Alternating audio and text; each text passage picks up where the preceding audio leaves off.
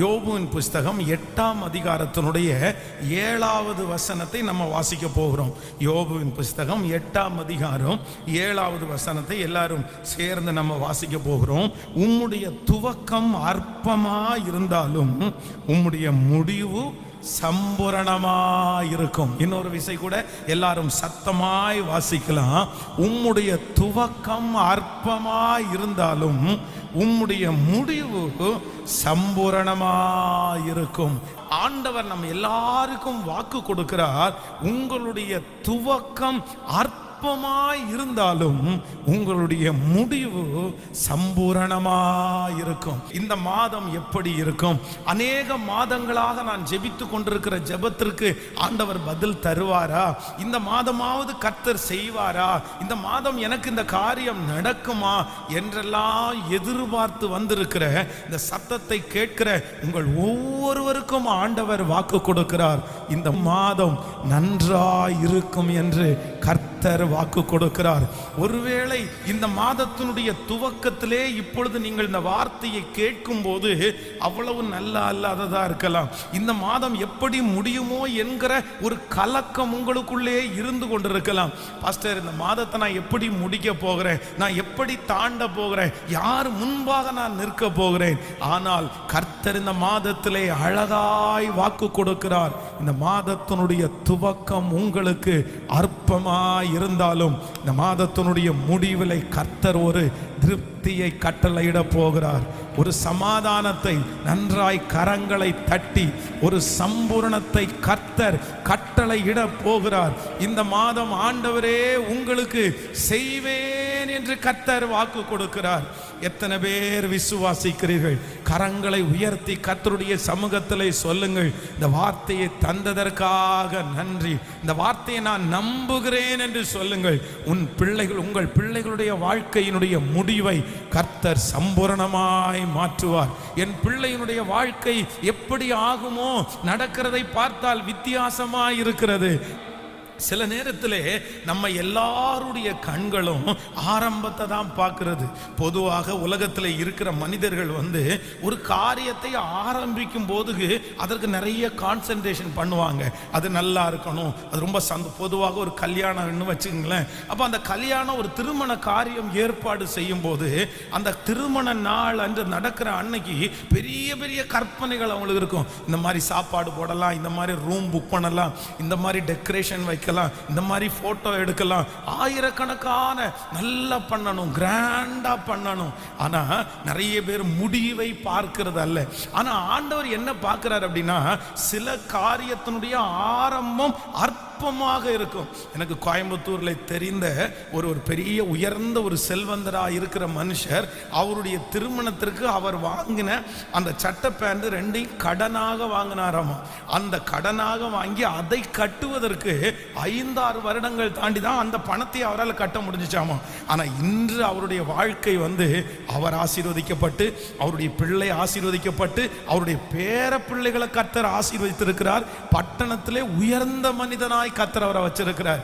அதனால இந்த சத்தத்தை கேட்கிற யாரோ ஒருத்தருடைய வாழ்க்கையில உங்க பிசினஸ்னுடைய ஆரம்பம் ஒருவேளை மற்றவங்க கிண்டல் பண்றது மாதிரி இருக்கலாம், நக்கல் பண்றது மாதிரி இருக்கலாம். என்ன இப்படி பண்ணி இருக்கிற, இன்னும் கொஞ்சம் நல்லா பண்ணி இருக்க வேண்டியதானே. ஆனா அதையே நீங்க ரொம்ப கடினமாய் பார்த்து பண்ணி இருக்கலாம். கர்த்தர் சொல்லுகிறார், இன்னைக்கு உங்களுடைய கண்களுக்கு எதெல்லாம் அற்பமான ஆரம்பமாய் தெரிகிறதோ, கர்த்தருடைய வருகை தாமதிக்குமானால் வெகு சீக்கிரத்திலே உங்களுடைய வேலை, உங்களுடைய தொழில், உங்களுடைய குடும்பம், ஹல்லேலூயா, கர்த்தர் அதை சம்பூரணமாய் மாற்ற போகிறார். எத்தனை பேர் விசுவாசிக்கிறீர்கள்? கர்த்தருடைய முடிவு மிக ஆசீர்வாதமாய் இருக்க போகிறது. நீங்கள் நெடுநாள் காத்திருக்கிற காரியத்தை கர்த்தர் இந்த கடைசி நேரத்திலே கொண்டு வந்து கொடுக்க போகிறார். சத்தமாய் ஆமேன் சொல்லுங்கள். இந்த மாதத்தினுடைய முடிவு உங்களுக்கு சம்பூரணமாய் இருக்கும். கர்த்தர் உங்களுக்கு சம்பூரணமாய் கரங்களை தட்டும் போது ஹல்லேலூயா, அந்த வார்த்தை ஆமேன் ஆமேன் ஆமேன் அப்படியே நடக்கட்டும். ஹல்லேலூயா. அப்ப அப்போ இன்றைக்கு கர்த்தர் நமக்கு பேசுகிற வார்த்தை, உன்னுடைய துவக்கம் அற்பமா இருந்தாலும் உன்னுடைய முடிவு சம்பூரணமா இருக்கும். அப்போ ஆரம்பத்தை பார்த்து நம்ம சோர்ந்தே போக வேண்டாம். ஆரம்பத்தை பார்த்து இது எப்படி முடியுமோ என்று நினைக்க வேண்டாம். சிலர் என்ன அப்படின்னா, ஆரம்பத்தில் சில காரியங்கள் கைகூடி வராததுனால நிறைய பேர் அதை கை விட்டுருவாங்க. இது வேண்டாம், இதுக்கு நமக்கு செட் ஆகாது போல தெரியுது. நீங்கள் ஒரு தொழிலை நம்ம ஆரம்பிக்கிறோம் அப்படின்னு சொன்னா, ஆரம்பம் அது ரொம்ப ஜெகஜோதியா இருந்தாதான் அதுல கவனமா இருக்கணும், அதுல கேர்ஃபுல்லா இருக்கணும். ஆனா ஆரம்பம் டல்லா இருக்கா, ஆரம்பம் கிண்டல் பண்றது மாதிரி இருக்கா, ஆரம்பம் அற்பமா இருக்குதா, உடனே நீங்க ஒரு முடிவு பண்ணணும். அதனுடைய முடிவு சம்பூரணமா இருக்க போகிறது. எனக்கு தெரிந்த ஒரு ரொம்ப டேலண்ட் உள்ள ஒரு மனிதன் அப்படின்னா, ரொம்ப நல்ல எந்த ஃபீல்டுக்கு போனாலும் அதுல அவர் ரொம்ப அழகாய் செய்வார். ஆனா இன்னைக்கு பாத்தீங்க அப்படின்னு சொன்னா, கடந்த நாட்களிலே அந்த மகனோட நான் பேசிட்டு இருந்தேன். நீ அவன்கிட்ட கேட்டேன், நீ எத்தனை தொழில் ஆரம்பிச்சிருவ, இது வரைக்கும் எத்தனை தொழில் ஆரம்பிச்சிருப்ப சொல்ல, கணக்கு பாரு அப்படின்னா, அவர் கிட்டத்தட்ட 4 வருடத்திற்கு உள்ள, இந்த 4 வருடத்திற்குள்ள அவர் 7 பிசினஸ் ஆரம்பிச்சிருக்கிறாரு. 7 பிசினஸ் ஆரம்பிச்சு இப்போ என்கிட்ட பேசிட்டு இருக்கிறாரு, பாஸ்டர் இதுல எனக்கு திருப்தியா இல்லை, நான் ஏதாவது ஃபீல்டை சேஞ்ச் பண்ணலாமா அப்படின்னு நினைக்கிறேன் அப்படின்னு. அப்ப நான் அவர்கிட்ட கேட்டேன், நீங்க என்ன நினைச்சிட்டு இருக்கிறீங்க, ஏன் இப்படி மாத்தி மாத்தி மாத்தி மாத்தி போறீங்க, எதையோ ஒண்ணு. அப்ப அவர் சொல்றாரு, இல்ல ரொம்ப டல்லா இருக்குது, என்னால நினைச்சது மாதிரி சைன் பண்ண முடியல. இந்த சத்தத்தை கேட்கிற எல்லாரும் ஒரு கவனமா இருங்க, நிலைவரத்தை தான் ஆண்டவர் எதிர்பார்க்கிறாரு. சில வேலைகளில் ஆரம்பத்துல நமக்கு நிறைய கிடைக்காது, ஆரம்பத்துல கஷ்டமா இருக்கும். ஆனா அதுல நிலைச்சு நின்னீங்கன்னா, தேவ கிருபைக்காக ஞானத்திற்காக ஜெபிப்பீர்களே ஆனால், ஆண்டவர் உங்க கையில கொடுத்த அந்த காரியத்தின் மூலமாய் பெரிய வெற்றியை கர்த்தரே தருவார். அதனால இந்த சத்தத்தை கேட்கிற யாரோ ஒருத்தர் மாத்தலாமா, இதை தாண்டி அதுல பார்க்கலாமா, அதை தாண்டி இதுல பார்க்கலாமா, அந்த பிசினஸ் நல்லா இருக்குமா, இந்த பிசினஸ் நல்லா இருக்குமா, இந்த வேலை நல்லா இருக்குமா. நான் சொல்றேன், வேலை கர்த்தர் கொடுக்கிறது. எல்லா வேலையும் நமக்கு நல்ல வேலை. எந்த இடத்திலையும் நம்மை ஆசீர்வதிக்கிறதற்கு கர்த்தரால முடியும். கர்த்தருக்கு பிரியமானவன் அவருக்கு சித்தமானதை பாபிலோனிலும் செய்வான். ஆமென் சொல்லுங்கள். வெறும் எருசலேமிலே மட்டுமல்ல, அப்பத்தின் வீட்டிலே மட்டுமல்ல, கர்த்தருக்கு பிரியமாய் இருந்தால் ஆண்டவர் உங்கள் கையிலே இருக்கிற சாதாரணமான காரியத்தையும் அசாதாரணமான காரியமாய் மாற்ற வல்லவராய் இருக்கிறார். ஆமென். நாசரத்திலிருந்து ஒரு நன்மை உண்டாக கூடுமோ அப்படின்னா, நாசரேத்து என்கிற இடத்திலிருந்து நன்மை வராது. உயர்ந்தவர்கள் அங்கிருந்து எழும்ப மாட்டார்கள். அந்த நாசரேத்திலே இருக்கிற ஒரு கூட்டம் ரொம்ப குறைந்த கூட்டம். அங்கே இருக்கிறவர்கள் பெரிய ஞானிகள் அல்ல, படிப்பாளிகள் அல்ல. அங்கிருந்து ஒரு மனிதன் உயர்ந்த இடத்துல வைக்கப்படுவது கூடாத காரியம். ஆனா ஆண்டவராகிய இயேசு கிறிஸ்து எங்கிருந்து வந்தார் அப்படின்னா, நாசரேத்திலிருந்து அந்த நன்மை வந்தது. அது பட்டணத்திற்கு மட்டுமல்ல, தேசத்திற்கு மட்டுமல்ல, உலகத்திலே இருக்கிற அனைவருக்கும் இன்றைக்கு ஆசீர்வாதமா இருக்கிறது. அதைத்தான் கர்த்தர் ஞாபகப்படுத்துகிறார். அதனால எல்லா இடத்திலையும் கர்த்தர் ஆசீர்வதிப்பார். அப்போ துவக்கம் அற்பமா இருந்தாலும் ஆண்டவருடைய பிள்ளைங்க கலங்க கூடாது, முடிவு சம்பூரணமா இருக்கும். நான் இந்த வசனத்தை தியானித்து கொண்டிருக்கும் போது, விசேஷமா இது யோபுனுடைய புஸ்தகத்திலே யோபுக்காக சொல்லப்படுகிற வார்த்தை. அப்போ அவனுடைய இருதயத்தில் நாட்கள் தாண்ட தாண்ட ஒரு கலக்கம் இருந்து கொண்டே இருந்தது. ஐயோ, என் வாழ்க்கை என்னமாய் முடியுமோ, என் பிள்ளைகளுடைய வாழ்க்கை என்னமாய் முடியுமோ அப்படின்ற இந்த நாட்களெல்லாம் எப்படி முடியும் என்று எதிர்பார்த்திருந்த அந்த யோபுவுக்கு ஆண்டவர் அவனுடைய வாழ்க்கையிலே 3 விதமான முடிவுகளை கர்த்தர் கட்டளை இடுகிறார். அந்த முடிவைத்தான் தேவன் நமக்கும் இந்த மாதத்தில் செய்ய போகிறார். நம்பர் 1, முதலாவதாக ஒரு வசனத்தை நம்ம வாசிக்க போகிறோம். யோபு புஸ்தகம், நீங்கள் 42ஆம் அதிகாரத்திற்கு வாருங்கள். கடைசி அதிகாரத்திலே 42ஆம் அதிகாரத்தினுடைய 11வது வசனத்தை நம்ம வாசிக்க போகிறோம். சொல்லுங்கள், வாசிக்கலாமா?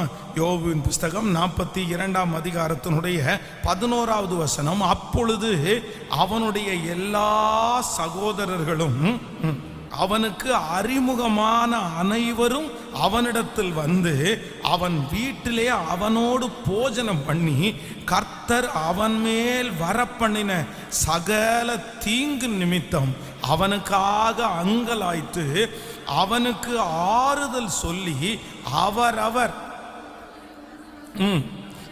அவரவர் ஒவ்வொரு தங்க காசையும் அவரவர் ஒவ்வொரு பொன் ஆபரணத்தையும் அவனுக்கு கொடுத்தார்கள். கையை உயர்த்தி ஒரு ஹல்லேலூயா சொல்லலாம். ஆண்டவருடைய பிள்ளைகளே, இந்த யோபுனுடைய துவக்கம் அற்பமா இருக்கிறது. ஆனால் பரிசுத்த வேதாகமம் சொல்லுகிறது, அந்த அதிகாரத்தினுடைய முடிவிலே இவனுடைய வாழ்க்கையினுடைய முடிவு எப்படி இருந்துச்சாமா, அவனை சுற்றி உள்ளவர்கள் மத்தியிலே கர்த்தர் அவனை மேன்மையாய் கர்த்தர் வைத்தார். நான் இந்த மாதத்திலே கர்த்தருடைய வார்த்தையை உங்களுக்கு தீர்க்க தரிசனமாய் சொல்லுகிறேன். உங்களுடைய ஆரம்பம் ஒருவேளை நிறைய மனிதர்களுக்கு முன்பாக ஏளனமானதா இருக்கலாம். எப்படி அந்த யோபுவை நீ தப்பு பண்ணியிருப்ப, நீ அந்த மாதிரி நடந்திருப்ப, அதனாலதான் உனக்கு வந்துச்சுன்னு நிறைய பேர் அவனை சொல்லுகிறார்கள். அவனுடைய வேலைக்காரர்களுடைய பார்வைக்கு அவன் ரொம்ப குறைஞ்சவனாய் போயிட்டான். ஒரு நாள்ல வேலைக்காரங்களை கூப்பிட்டா ஒரு டைம் கூப்பிடும் போது 10 பேர் வந்து நிற்பாங்க. ஆனால் இன்றைக்கு அவனுடைய வேலைக்காரர்களை கூப்பிட்டா யாருமே காது கொடுத்து கேட்கல. அவன் வேதம் சொல்லுகிறது, அவனுடைய மனைவிக்கு அவனுடைய சுவாசம் வந்து வெறுப்பா தெரியுதாமா. எல்லாராலையும் புறக்கணிக்கப்பட்டு தள்ளப்பட்டு உடம்புல ரொம்ப குஷ்டரோகம் போல ஒரு வியாதி வந்து உடம்பு முழுவதும் அழுகி நாற்றம் எடுத்து ஒரு தள்ளப்பட்ட ஒரு நிலைமையில இருக்கிறார். ஆனால் ஆண்டவர் முடிவை எப்படி மாற்றினார் என்றால், ஆரம்பம் மனிதர்களாலே தள்ளப்பட்டான், ஆனால் முடிவு மனிதர்களாலே அங்கீகரிக்கப்பட்டான். நான் நம்புகிறேன் இந்த மாதம் கர்த்தர் அநேகருக்கு முன்பாக கர்த்தர் உங்களை அங்கீகரிக்க போகிறார். உங்கள் சொந்தங்களுக்கு முன்பாக கர்த்தர் உங்களை அங்கீகரிக்க போகிறார். உங்கள் பிள்ளைகளுக்கு முன்பாக கர்த்தர் உங்களை அங்கீகரிக்க போகிறார். எந்த நாவு நீங்க இருந்தா நல்லா இல்லைன்னு நினைச்சாங்களோ, உங்களை ரொம்ப துக்கப்படுத்தி பேசினார்களோ, அவர்கள் சொல்ல போகிறார்கள், நீ இருந்தாதான் இந்த வீடு நல்லா இருக்கும், நீங்க இருந்தாதான் சந்தோஷம், உங்க ஜெபத்தினாலதான் இந்த காரியங்கள் நடந்திருக்கிறது.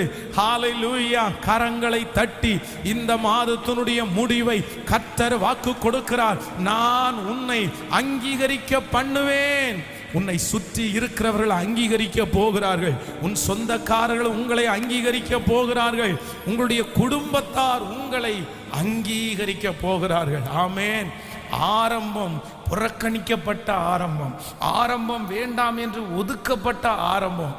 ஆனால் யோபுனுடைய முடிவு எப்படி இருந்துச்சுன்னா, அவனுக்கு வேதம் சொல்லுகிறது, அவனுக்கு அறிமுகமானவர்கள் கூட வந்து என்ன பண்ணாங்களாமா, ஒவ்வொரு தங்க காசை கொடுத்து ஆண்டவர் உன்கூட இருக்கிறார் என்று அவனிடத்துல சொன்னார்களாம். கானா ஒரு கல்யாண வீட்டில் வேதத்தில் வாசிக்கிறோம், ஆரம்பம் ரொம்ப சந்தோஷமா வித்தியாசமா இருக்குது. எல்லாருக்கும் திராட்சரசம் இருக்குது, எல்லாரும் சந்தோஷம். என்ன அப்படின்னா, அந்த நாட்களிலே இருந்ததுல பெரிய ஹீரோ வந்து ஆண்டவராகிய இயேசு கிறிஸ்து. இன்னைக்கு வந்து ஒரு சினிமாக்காரரோ ஒரு பெரிய அரசியல்வாதியோ ஒரு கல்யாணத்திற்கு வந்தா எப்படி தடால் புடால்னு காரியங்களை ஒழுங்குபடுத்துவாங்களோ, அன்னைக்கு கானாவூர் கல்யாண வீட்டில் அப்படி நடக்குது. ஏன் அப்படின்னா, இயேசுவை குறித்து அப்பதான் நிறைய பேர் அறிமுகமாகறாங்க. அப்ப இயேசுவுக்கு அங்க ஒரு பெரிய மதிப்பு இருக்கிறது. அப்போ ஒரு பெரிய செலிபிரிட்டி வர்றது மாதிரி இயேசு உள்ள வர்றாரு.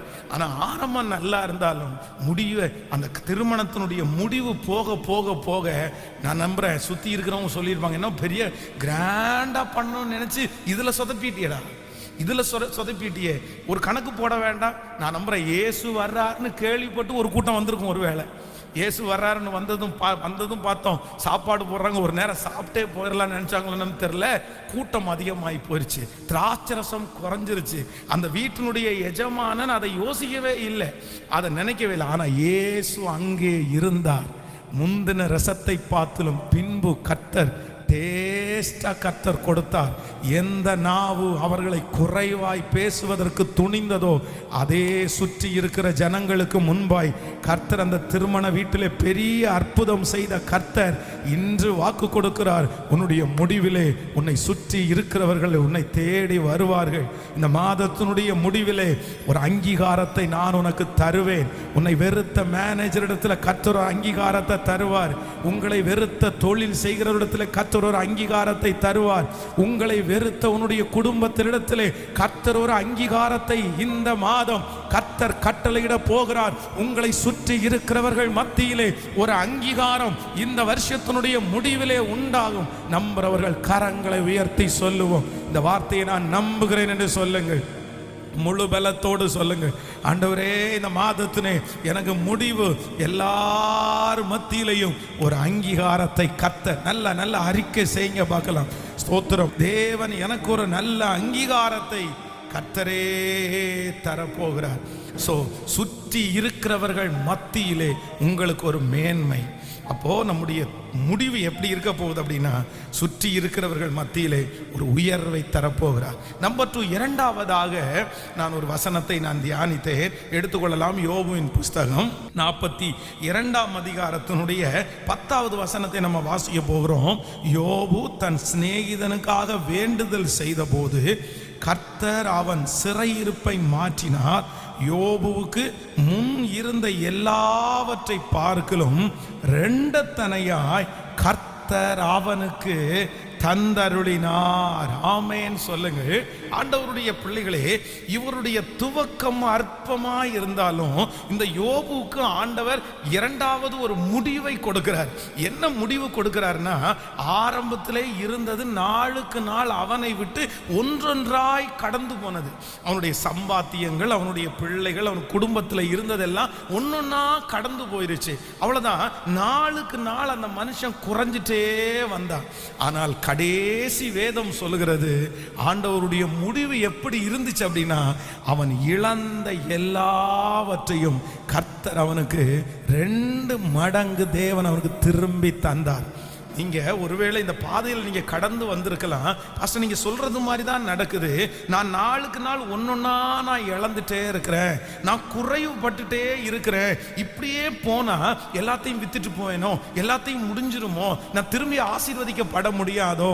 ஆனால் ஆண்டவர் இன்றைக்கு வாக்கு கொடுக்கிறார். இந்த ஜெபத்தில் இந்த சத்தத்தை கேட்கிற உங்களுடைய முடிவு இனி நாளுக்கு நாள் குறைவு அல்ல. கர்த்தருடைய வருகை தாமதிக்குமானால் நீங்க இழந்ததை கர்த்தர் திரும்ப பல மடங்கு தருவாராக. இழந்து போன அந்த பலனை கர்த்தர் திரும்ப தருவாராக. இழந்து போன, ஆமேன் சொல்லுங்கள், அந்த வேலையை கர்த்தர் திரும்ப தருவாராக. இழந்து போன அந்த ஆர்டரை கர்த்தர் திரும்ப தருவாராக. இழந்து போன அந்த குடும்ப சமாதானத்தை கர்த்தர் 2 மடங்கு கர்த்தர் தருவாராக.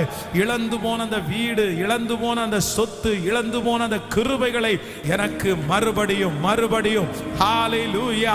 யோபு தான் இழந்ததை 2 மடங்கு பெற்று கொண்டது போல கரங்களை தட்டி கேட்கிற ஒவ்வொருவருக்கும் ஆம் என்றும் ஆமேன் என்றும் அப்படியே ஹல்லேலூயா, ஆமேன். எத்தனை பேர் விசுவாசிக்கிறீர்கள்? அப்போ நம்பர் 2, இரண்டாவதாக இங்கே இந்த ஜெபத்திலே இருக்கிற உங்களுடைய முடிவு எப்படி இருக்க போகுது அப்படின்னா, நீங்க இழந்து போனதை திரும்ப கர்த்தர் தருகிற ஒரு மாதமா இந்த மாதம் இருக்க போகிறது. நீங்க இந்த வார்த்தையை விசுவாசிங்க, இந்த வார்த்தையை நீங்க நம்பணும். இந்த மாதம் முழுவதும் ஒவ்வொரு நாள் இந்த வார்த்தையை சொல்லி சொல்லி அறிக்கை செஞ்சுட்டே இருக்கணும். நான் இந்த வார்த்தையை உங்களுக்கு பிரசங்கம் பண்றதற்கு முன்பாக பல விசை இந்த பாயிண்ட்ஸை வச்சு நான் வந்து ஸ்தோத்திரம் பண்றேன். முதலாவதாக நான் சொன்னேன், ஆண்டவரே இந்த மாதம் என்னை சுற்றி இருக்கிறவர்கள் மத்தியிலே இதுவரைக்கும் கிடைச்ச அங்கீகாரம் அல்ல, இன்னொரு அங்கீகாரம் எனக்கு கிடைக்க போகிறதற்காய் நன்றி என்று காலையில ஜெபித்தேன். இரண்டாவதாக நான் ஜெபித்தேன், ஆண்டவரே நான் என்னென்ன இழந்தேனோ எல்லாத்தையும் கர்த்தர் இந்த முடிவில் எனக்கு திரும்ப 2 மடங்கு நீர் தருவீர் என்று நான் ஜெபித்தேன். நான் நம்புகிறேன், கண்டிப்பாக என்னுடைய கண்கள் காண போகிறது. அந்நிய கண்கள் அல்ல, நம்முடைய எல்லாருடைய கண்களும். இது கர்த்தருடைய வார்த்தை, இது ஒரு நாளும் பொய் சொல்லாது. இது மனிதனுடைய வார்த்தை அல்ல, இது விசுவாசிக்கிறவர்களுக்கு அப்படியே நடக்கும். இது விசுவாசிக்கிறவர்களுக்கு ஏதுவே இல்லாவிட்டாலும் இந்த வார்த்தையை நம்புகிறவர்களுக்கு கர்த்தர் அப்படியே செய்வார். இப்ப கையை உயர்த்தி சொல்லுங்க பார்க்கலாம், இந்த மாதத்தினுடைய முடிவிலே நான் இழந்த எல்லாம் என்னை தேடி வரப்போகுது. சொல்லுங்க, அந்த கிருபைகளை கர்த்தர் தரப்போறாரு, அந்த ஜெப ஆவிய ஆண்டவர் தரப்போறாரு. ஹல்லேலூயா. நல்லா சொல்லுங்க, அப்பா அப்பா என்னுடைய பிள்ளைகள் ஜெபிக்கும் போது அது நடக்கட்டும் சுவாமி, நடக்கட்டும் ஆண்டவரே. நான் பிரசங்கம் பண்ணி கொண்டிருக்கும் போதே உங்கள் பிள்ளைகளுக்காக நான் திறப்பில் நிற்கிறேன் ஆண்டவரே, நான் திறப்பில் நிற்கிறேன். இந்த மாதம் முடிவு, ஓ உன்னுடைய துவக்கம் அற்பமாய் இருந்தாலும் உன்னுடைய முடிவு சம்பூரணமாய் இருக்கும் என்று சொன்னீரே. என் பிள்ளைகள் இழந்த எதுவாய் இருந்தாலும் ஓ அந்த ஸ்தானம் திரும்ப இந்த மாதம் என்னுடைய பிள்ளைகளுக்கு வந்து சேருவதாக. ஆமென் சொல்லுங்கள். மூன்றாவதாக ஒரு வசனத்தை கூட வாசிக்கலாம். யோபுவின் புஸ்தகம் 42ஆம் அதிகாரம் 16வது 17வது வசனத்தை நம்ம வாசிக்க போகிறோம். இதற்கு பின்பு யோபு 140 வருஷம் உயிரோடு இருந்து 4 தலைமுறையாக தன் பிள்ளைகளையும் தன் பிள்ளைகளுடைய பிள்ளைகளையும் கண்டான். யோபு நெடுநாள் பூரண வயதுள்ளவனாய் மரித்தான். ஆமென். கர்த்தருடைய பிள்ளைகளே, இந்த யோபுனுடைய முடிவு எப்படி இருந்துச்சு அப்படின்னா, அவனுடைய முடிவு அற்பமாய் கிண்டல் பண்றது மாதிரி இருந்தாலும், நிறைய பேர் அவனுக்கு வாக்குவாதம் பண்றது மாதிரி இருந்தாலும், முடிவை குறித்து வேதம் சொல்கிறது, கர்த்தர் முடிவிலே திருப்தியான ஒரு வாழ்க்கையை கொடுத்தாராமா. அவனுடைய குடும்பத்தில் பார்த்தீங்க அப்படின்னா வேதம் சொல்கிறது, தேசத்தில் எங்கும் யோபுவின் குமாரத்திகளை போல் சௌந்தரியமான பெண்கள் காணப்படவில்லை. அவர்கள் தன் தகப்பன் அவர்கள் சகோதரரின் நடுவிலே அவர்களுக்கு சுதந்திரம் கொடுத்தார். எவ்வளவு அழகான வார்த்தை. ஒரு நாள் தன்னுடைய பிள்ளைகள் இறந்து போன பிள்ளைகளை அடக்கம் கூட பண்ண முடியல பாருங்களேன். அது எவ்வளவு கொடுமையான ஒன்று. ஆண்டவர் அப்படி தன்னுடைய பிள்ளைகள் எல்லாரும் ஒரே வீட்டில் இருக்கும்போது அந்த வீடு அவங்க மேலே இடிஞ்சு விழுந்து அந்த வீட்டில் அவங்க மூடி போயிட்டாங்க. ஒரே நாள் தன்னுடைய பிள்ளைகள் எல்லாரையுமே சாக கொடுத்தார். சில நேரத்தில் நம்ம யோபு போல சோதிக்கப்படுறோன்றோம், ஆனால் யோபுனுடைய சோதனை மிகப்பெரிய சோதனை, அவ்வளோ பெரிய பாடுகள். ஆனால் எல்லாரும் சொல்லியிருப்பாங்க, பாருங்க உன் கூட கர்த்தர் இருந்தா ஒரு பிள்ளையாவது உனக்கு ஜீவனா இருந்திருக்கும்ல. இந்த பிள்ளையும் செத்து போயிடுச்சா உங்களுக்கு? மொத்த பிள்ளைகளையும் இழந்துட்ட. உன் குடும்பம் கட்டப்படாது.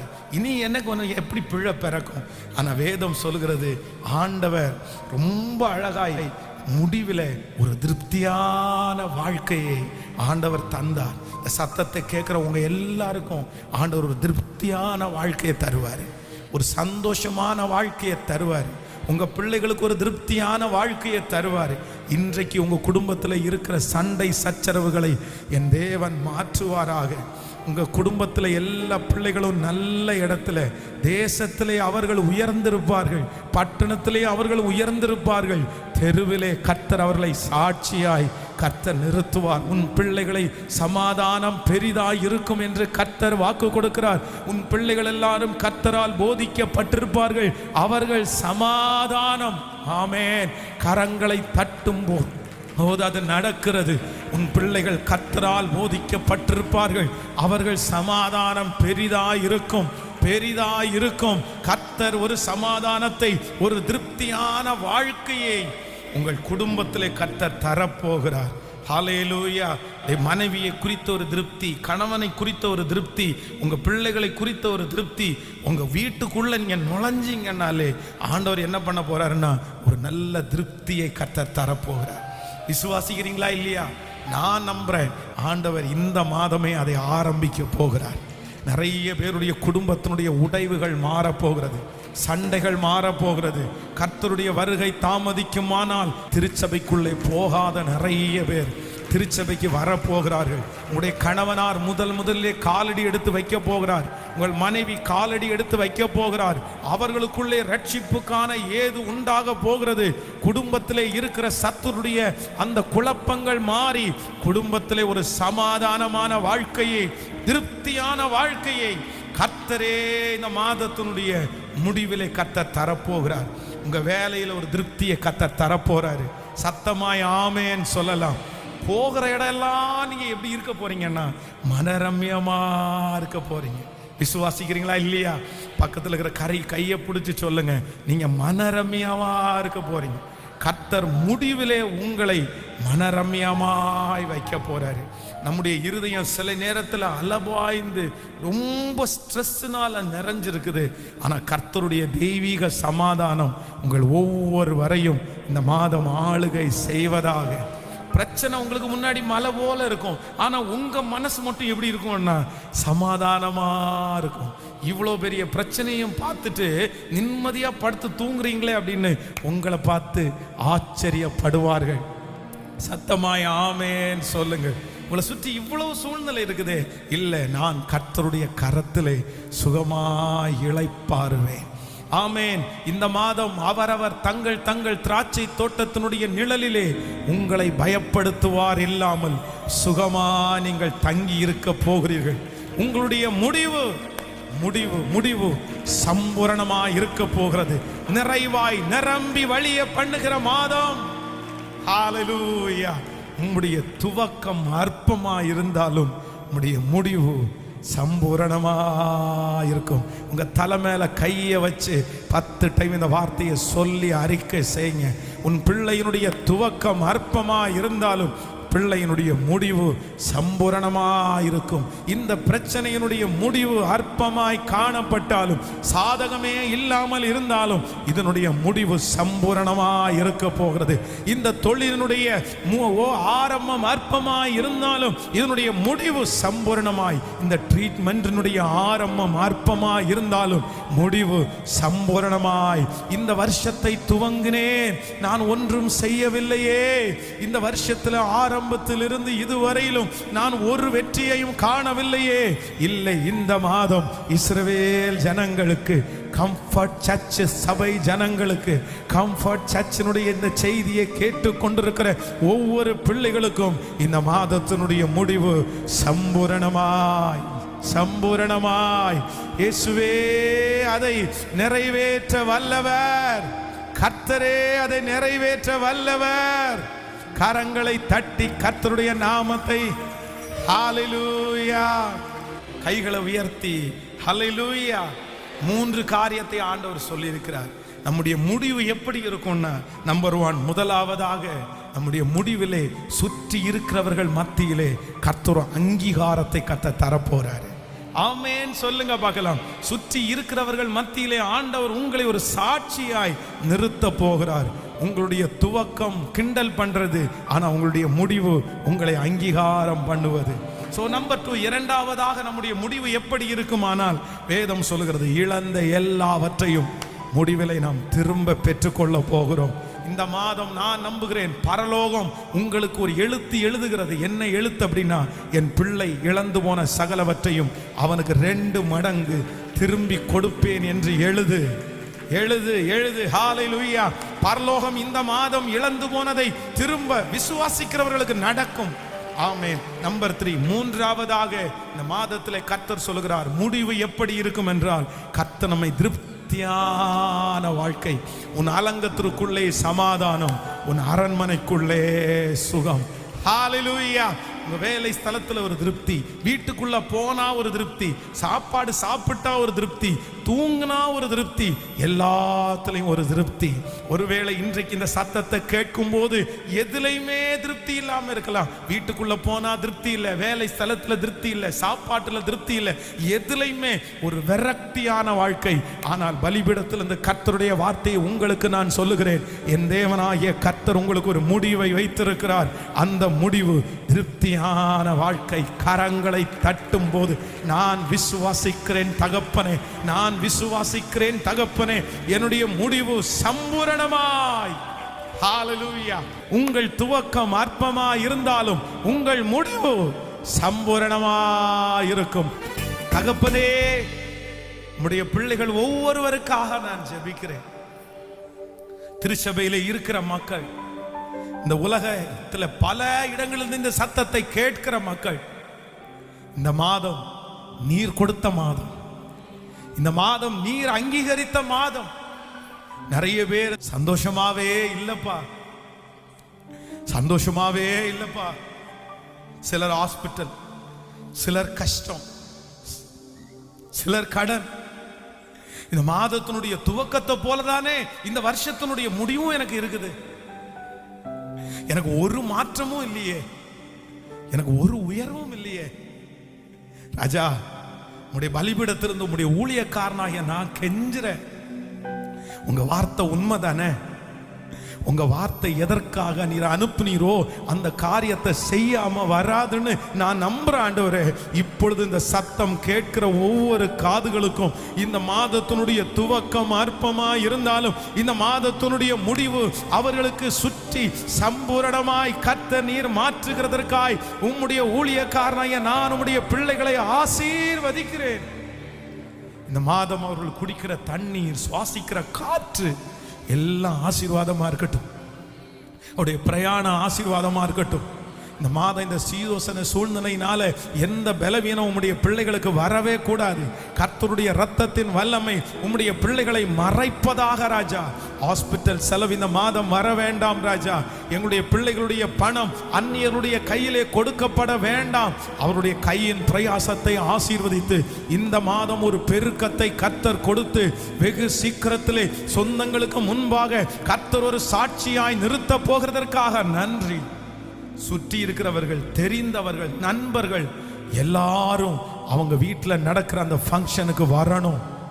ஹalleluya. யோபுக்கு சொன்னது மாதிரி அவங்க வீட்டில் கிராண்டான ஒரு சந்தோஷமான நிகழ்ச்சி நடக்கணும். அவர்கள் ஒவ்வொருத்தரும் வந்து பரிசுகளை கொடுக்க எழுத்தின் பிரகாரமாகவே அப்படியே நடப்பதாக ராஜா. ஸ்தோத்திரம். மனதார உம்முடைய பிள்ளைகளை ஆசீர்வதிக்கிறேன். அவர்கள் செலுத்துகிற காணிக்கைகள் எல்லாம் ஆசீர்வதிக்கிறேன். உங்க கரம் முழுவதும் நடத்துவதாக இயேசுவின் மூலம் ஜெபம் எடுக்கிறோம் நல்ல பிதாவே.